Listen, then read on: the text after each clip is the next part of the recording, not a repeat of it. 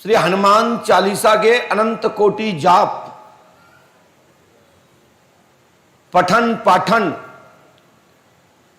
जाप इसलिए जो चालीसा पढ़ के ना किया जा रहा हो, जिसका उच्चारण ना किया जा रहा हो, वह जप रूपी अनुष्ठान है। जिसका पाठन किया जा रहा हो वह जप नहीं, वह अनुष्ठानी वाचन है। इसलिए अनेक प्रकार के विद्वान जन, अनेक यात्री भक्तों के द्वारा डबरा के महानगर के और आसपास के श्री हनुमंतलाल जी के भक्तों के द्वारा श्री हनुमान जी को उनके किए हुए कार्य की स्तुति कर एक नींव डालने के लिए, नए कार्य के लिए, नई योजना के लिए, जीवन में यदि कुछ कराना है तो हनुमान जी को पहले याद कराना पड़ेगा। हनुमान जी के सामने उनके बल को याद कराना होगा। सब लोग जानते हैं कली काल में हनुमान जी से यदि कोई कार्य कराना है तो पहले उनको याद कराना पड़ेगा। राम जी के कार्य में भी, कार्य सेवा के लिए भी उनके दल के सभी नेतागण श्री राम जी का मंडल में लंका पर चढ़ाई और शोध के लिए हनुमान जी को याद कराया गया। कहते हैं जो सतबार पाठ कर कोई छूटा बंद महासुख होई। सत माने होता है 100, मतलब जो 100 बार पाठ करता है, 7 बार जो पाठ करता है उसके ऊपर हनुमान जी की कृपा हो जाती है। और राम जी की कृपा से कैसा भी मोहमंडल में फंसा हो उसको लाभ प्राप्त होता है। और जहां अनंत कोटि, जिसकी संख्या असंख्य हो, जिसकी संख्या करोड़ों में जाती है, लाखों में जाती है, उसके ऊपर तो हनुमान जी महाराज के कृपा से सभी कार्य संभव हो जाते हैं। तो उसमें क्या है, राम भजन है और हनुमान जी की कृपा है। और हनुमान जी के किए हुए कार्य की जब भक्त प्रशंसा करते हैं और भक्त जब अपने प्रभु की प्रशंसा, राम सेवा करने की प्रशंसा सुनते हैं तो भक्तों के अंदर भी हनुमान जैसी जागृति होती है, तब वो राम सेवक बन पाते हैं।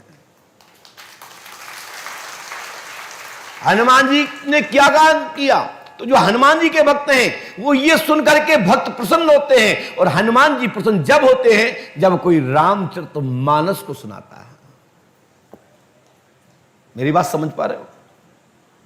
तो हम सभी भक्त, जहां हनुमान जी के गुणगान होता है वहां बड़ी खुशी प्राप्त होती है। जहां परम पूज्य सद्गुरुदेव श्री आतिवन महाराज का पाठ पूजा होती है तहां मुझे खुशी होती है। जब मुझे खुशी होती है तो हमारे शिष्य भी खुश हो जाते हैं। इसी प्रकार से चलते क्रम में यही विषय है। तो श्री पंडोकर सरकार त्रिकालदर्शी दिव्य दरबार पूरे भारतवर्ष के लिए शोध का केंद्र है, जहां दैहिक दैविक भौतिक समस्या का समाधान, पढ़े लिखे लोगों को खुली चेतावनी और चेतावनी इस प्रकार की कि विज्ञान के युग में बेवकूफ बनने की आवश्यकता नहीं। तीसरा नेत्र मत तलाशिए, तीसरा नेत्र से अच्छा है तो आपके पास 2 नेत्र हैं, इन्हीं को संभाल लीजिए तो महात्रिकालदर्शी बन जाओगे। इन 2 नेत्रों से अच्छा नहीं देख सकते, अच्छा नहीं देख सकते, अच्छा नहीं समझ सकते, माइंड को अच्छे से कंसियस नहीं कर सकते, दिल को नहीं समझा सकते, तो तीसरा नेत्र लेकर के करोगे भी क्या? जैसा अच्छा है कि दोनों आंखें और बंद कर लो। अंधविश्वासी मत बनो, अंधविश्वासी मत बनो, लेकिन प्रकाशवासी तो बनो। रोशनी तो प्राप्त करो। जिसके पास रोशनी है वही इंसान है, जिसके पास रोशनी नहीं वो इंसान नहीं, वही तो अंधविश्वासी है। ऐसे ही लोग तो परमात्मा की आलोचना करते हैं जो अंधविश्वासी हैं। इसीलिए मैं कहना चाहता हूं, अंधविश्वासी मत बनो, बनो तो प्रकाशवासी बनो। जब प्रकाश में रहोगे तो अंधविश्वास तो स्वतः ही समाप्त हो जाएगा। श्री पंडोकर सरकार त्रिकालदर्शी दरबार में खुला कहा जाता है और खुली घोषणा की जाती है, देखिए इंसान हम भी हैं, इंसान आप भी हैं, मेरा कोई उद्देश्य ऐसा नहीं होता कि मैं किसी की पोल पट्टी खोलूं। यदि कुछ किसी की पोल पट्टी खुलती भी है तो उसका सोम कर्म है, किया हुआ जो घटना है उस घटना को तो बोलना पड़ेगा। जब घटना बोलेंगे तभी तो आप मानेंगे कि गुरुजी सत्य क्या है। एक सज्जन का मैं वीडियो देख रहा था, बोले पंडोकर सरकार भूतकाल तो बता देते हैं, भविष्य में संदेह है। हमने कि क्या तुम्हारे पिताजी आए थे क्या, कि आप आए थे? ऐसा कौन सा काम है जो मैंने बताया वो काम नहीं हुआ? यदि ऐसा नहीं हुआ तो उस व्यक्ति को खुला मैं घोषणा करता हूं, खड़े होकर के कहे कि मेरा काम नहीं हुआ और यह पर्चा है।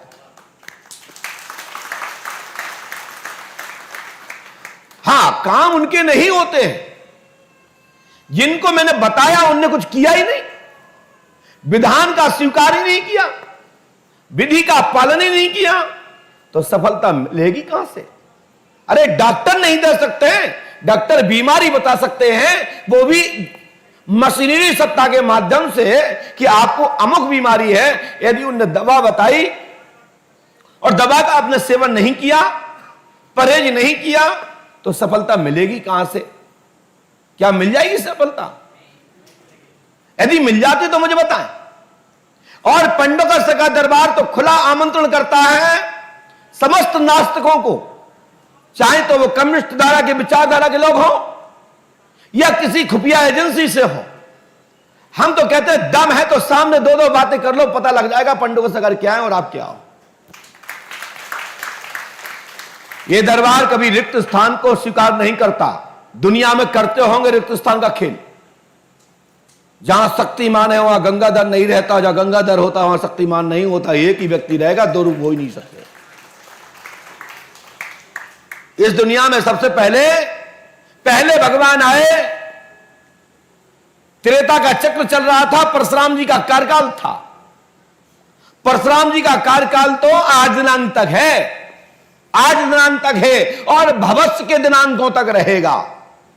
जब तक परमात्मा का स्मरण चिंतन रहेगा, जब तक परशुराम जी चिरंजीवी के रूप में स्थान भ्रमण यात्रा पर हैं, हो सकता है कि हमारे आपके बीच में हमारी वायु तत्व के माध्यम से हमारी बात सुन रहे हो, क्योंकि वो भगवान है। योगी जन सुन लेते हैं, भगवान तो सुनते ही हैं, योगी जन सुन लेते हैं।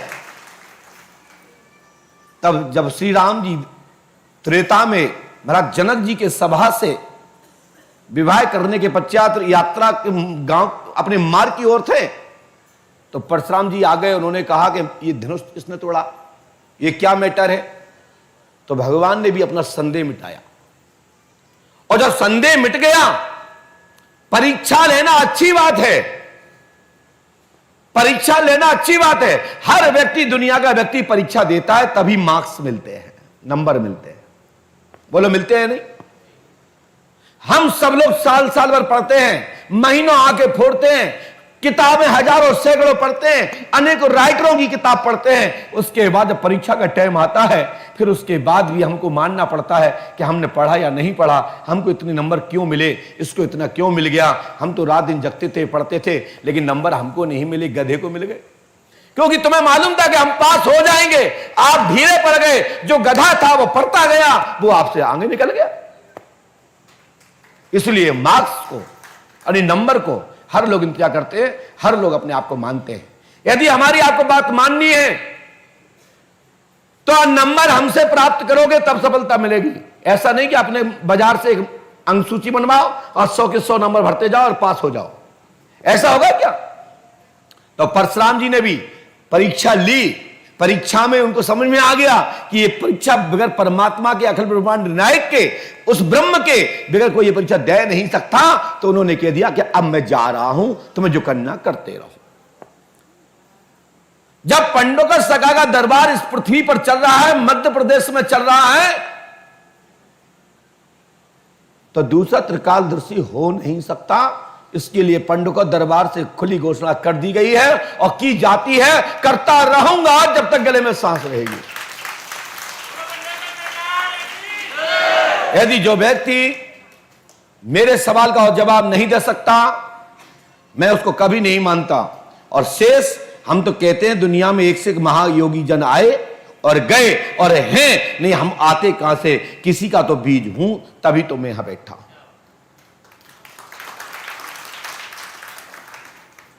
वृक्ष होता है तभी तो फल आता है, तो मैं किसी वृक्ष का फल तो हूं, और जो हमारे गुरु हैं वो भी किसी वृक्ष का फल है, और जो उनके भी गुरुदेव हैं उनके भी, वो भी किसी के वृक्ष के फल है। ये संसार में वीरों से और शक्तियों से, पावर से, विद्या से खाली नहीं है। इसलिए भारत भूमि विश्वगुरु के रूप में है। मैं मानने को, जानने को स्वीकार समझता हूं, करता भी हूं, लेकिन कोई कहे मेरे सामने खड़े होकर के कि मैं भी ऐसा हूं, तो बगैर जाने नहीं स्वीकार करता, क्योंकि इसके लिए परीक्षा होनी चाहिए। मैं इसलिए ये बार बार कहता हूं, ब्रह्मदेव जी महाराज, अवधेश जी महाराज और हमारे बलदेव भैया और समस्त शिष्यगण भक्त लोग बैठे हैं, हमारे प्रिय शिष्य उमाशंकर देवलिया शास्त्री जी बैठे हुए हैं, दुनिया के लोग बैठे हैं और सुन रहे हैं। आंखें खोल के देख लो, कान खोल के सुन लो, दिल में बिठा लो, मुझे अहंकार हम नहीं है। कष्ट इसलिए है कि पंडोकर से का त्रिकालदर्शी दरबार चल रहा है।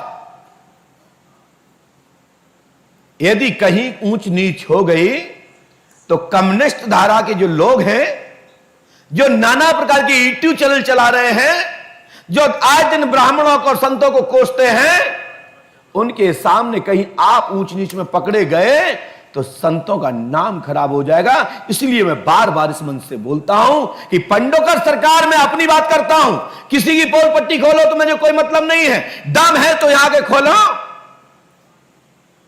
मैं अपनी संपत्ति और दरबार आपको समर्पित कर दूंगा कि हां किसी ने मेरी पोल खोलने में समर्थ करा।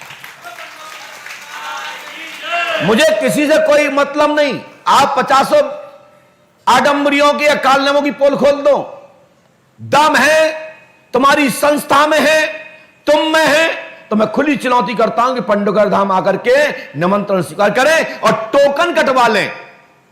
आपका अमुक प्रश्न का उत्तर नहीं दे पाया, अमुक प्रश्न नहीं बता पाया, तो 1 घोड़े 10 दूंगा। काम होना ना होना वो तो भविष्य की बात है। तुम्हारी श्रद्धा होगी तो काम हो जाएगा।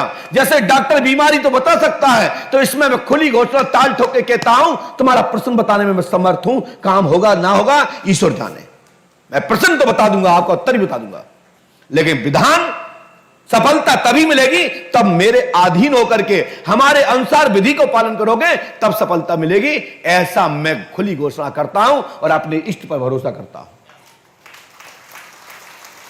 दरबार में जितने लोग बैठे हैं, कोई भी व्यक्ति से नहीं कहा जाता कि पर्ची लिख के टांग दो। किसी से भी किसी ने कहा हो, कोई भी गाड़ी वाला, कोई भी ड्राइवर, कोई भी चालक, कंडक्टर, प्रसाद बेचने वाला, कमरों में रोकने वाला, हमारे यहां स्पष्ट कहा जाता कि सब कुछ करना, लेकिन उससे यह मत पूछना तुम क्या समस्या लेके आए और तुम्हारा कहां से पधारे। यदि किसी ने किसी से पूछा हो तो मैं कृपया आप लोगों से निवेदन चाहता हूं कि अपना धाम खराब ना हो, अपना धाम का नाम खराब ना हो। लेकिन तुमको सबको शपथ है, किसी ने आपसे पहले से कोई जानकारी ली हो तो कृपया हाथ उठा के बोल दें। किसी से कोई जानकारी ली, हाथ उठा के बोलिए। हमने तो सुना है, लोग कहते हैं कि पंडोकर सरकार के चेले लोग पहले पूछ लेते हैं, ऐसा बहुत लोग कमेंट करते हैं। और हम तो कहते हैं सबको अपने अपने माता पिता की शपथ है, किसी से भी पूछियो तो बता देना। और जो भी व्यक्ति अंधविश्वास बढ़ाने में सहयोग करता है, अंधविश्वास बढ़ाने में सहयोग करता है, अंधविश्वास में लिप्त रह करके अंधविश्वास से लोगों को लुटवाता है, वो भी पापी है, देशद्रोही है। कल तुम्हारे बच्चे भी, नाते पूते भी लुटेंगे पिटेंगे। इसलिए सावधान होकर के प्रकाश की स्थापना करो, अंधकार मिटाओ। दरबार में चाहे नंबर यहां पे आवे, चाहे हमारी कुटी में नंबर आवे, चाहे हमारे कमरे में आवे, चाहे कहीं भी आवे पूरी दुनिया में, पहले मैं लिखता हूं फिर पूछता हूं बताओ क्या बात है। हमारे लिखने का तरीका आपको पता है। जब मैं लिख लेता हूं तो कलम में स्केच मारा और कलम यूं छोड़ देता हूं, बोलिए क्या पूछना चाहते हो। और दफ्ती का तरीका होता है यूं दिखाना। आप हमारे कितने भी वीडियो उठाओ, कितने सालों पुराने उठाओ, कभी मैंने कभी ऐसे नहीं बताया। जिस दिन ऐसे बताने की आदत पड़ जाएगी, उस दिन मैं पंडोकर धाम में बैठना बंद कर दूंगा। अपने गुरु का नाम नहीं ले जाऊंगा। पहले लिख दिया कोई मन ग्रंथ एक विषय, बीच में छोड़ रखे छोटे छोटे स्थान, और मौका पड़ते रीडिंग सुना दी, और उसके बाद मंत्र के बाने घुसेड़ दिया। मैं सब जानता हूं, बेवकूफ नहीं हूं। मैं जिला भिंड का गुरु हूं, मध्य प्रदेश में रहता हूं, चंबल सिंध का गुरु हूं भाई। अब लोग कहीं ऐसा क्यों बता रहे हैं? मैं इसलिए बता रहा हूं कि जितनी भी दुकानें चलवाई है ना, इस दुकान के देनदार हम हैं, जिनको रिक्त स्थान बता करके उन्हें पर्चा लिखने वाले बना दें। जब हम पर्चा लिखने वाले बना देते हैं तो टमाटर लो, या ध्यान रखो, मिटाना भी जानता हूं, मिटाना भी जानता हूं। और दूसरी बात जो कहते हैं ना कि हम बता देते हैं, तो मैं खुला निमंत्रण देता हूं, दम है तो एक बार बता के बताओ। बताओ, अभी आने वाला कुंभ है, क्या प्रतियोगिता के लिए तैयार हो? अरे कितनी भी अंधकार बनाने वाली समितियां हैं कि दम है आप में। आइए, मैं आपको खुला निमंत्रण देता हूं, हमसे बात कर लीजिएगा, लेकिन पहले मान ले आइएगा, बगैर पैसे का मेरा मन लगता नहीं।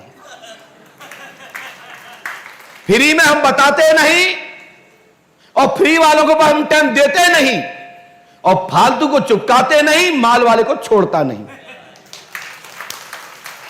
हमारे पास दूसरा ऑप्शन ही नहीं है कि हम कथा करें, भागवत वांचे, प्रवचन करें, फिर थरियां घुमावे, फिर पजामा घुमावे, फिर कहें गैयन के नाम पे दे दो, गौ माता के नाम पे दे दो, भैंस के नाम पे दे दो, पड़ा के नाम पे दे दो, 2 गज के नाम पे दे दो। मैं नहीं कह पाता, मेरी बस की बात नहीं। या तो कर रहे हैं तो मांग लूंगा, जिस दिन गौशाला बनाएंगे दान मांगूंगा, जिस दिन तीर्थ में, किसी अन्य तीर्थ में, किसी भी तीर्थ में जाकर के कोई धर्म स्थापना करेंगे, मांग लूंगा, क्योंकि हम तो मांगना है ही। हम कौन से हरिचंद हैं कि बहुत बड़े कहीं के राजा आते तो हम मांगेंगे नहीं।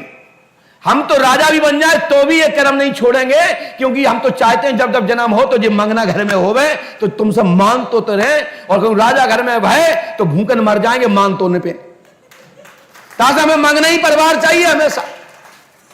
इससे ज्यादा आदमी हमारे में और क्या कहेगा? है तुम्हारे पास कहोगे इतनी औकात कि इससे ज्यादा कछु कह सकने एकदम रखते हो?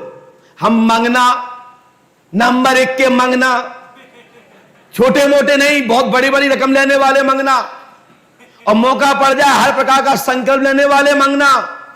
लेकिन उसके पहले भी हम कुछ देते हैं, तुमको इतना देते हैं कि मांगने के बाद कोई लेने नहीं आता। और जो मांग के देखे उससे आदमी ना मांगने पहुंच जाए तो कह के देख लो, मांग लो हमसे, हम परसों ही तुम्हारे यहां खड़े हो जाए, भाई साहब ले आओ, काम नहीं हुआ, तुमने नौकरी की कही थी 28 तारीख को लग जाए, आज तो 31 हो गई।